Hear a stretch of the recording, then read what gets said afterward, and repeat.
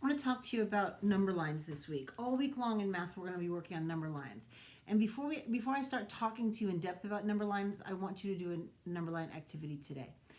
So I've drawn a map, because next week we're going to work on maps. I've drawn a map of the front part of my house. So you can see my house is here. This says house. Here's the steps that go down from my porch.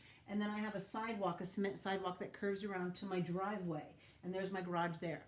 Now my driveway is pretty long, and so I am going to draw using chalk, or if I don't have chalk, I can use tape. If I don't have tape, I can mark it off with rocks. Doesn't matter, okay? You can figure that part out.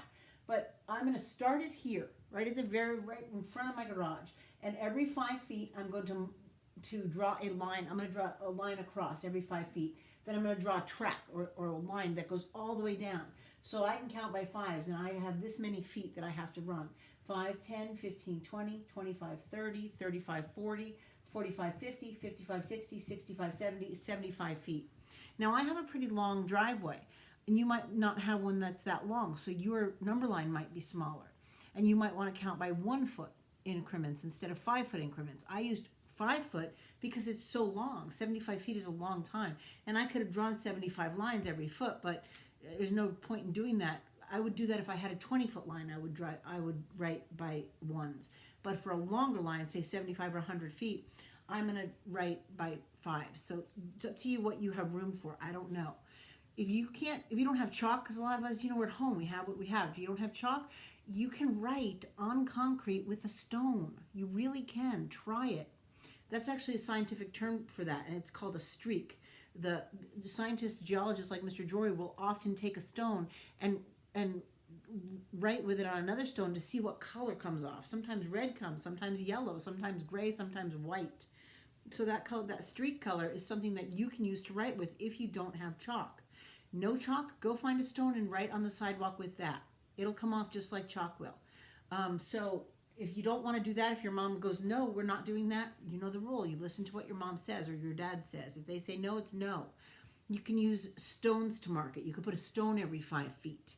And that could be your number line that goes up along that. You could lay out a long piece of tape if you have tape at home. It's up to you how you make your number line, but you need to make your number line. It's PE today, so we're going to do running. So what we're going to do is you have to run this 3 or 4 times. And every time you run it, I want somebody to, if your mom or dad have a phone, they can time you on their telephone because there's a stopwatch app. And so if you go to your clock, and then you go to your stopwatch right there. They just push here, and it runs. They can, as soon as you're finished, they stop it. Stop. Oh, so I got to push the stop one. So it took 5.27 seconds. I don't know if it took that long, but every time you get the answer, you're going to write, my first answer goes here, 5.27 seconds. My second answer, maybe I got 6 seconds. My third answer, maybe I got 5.25 seconds.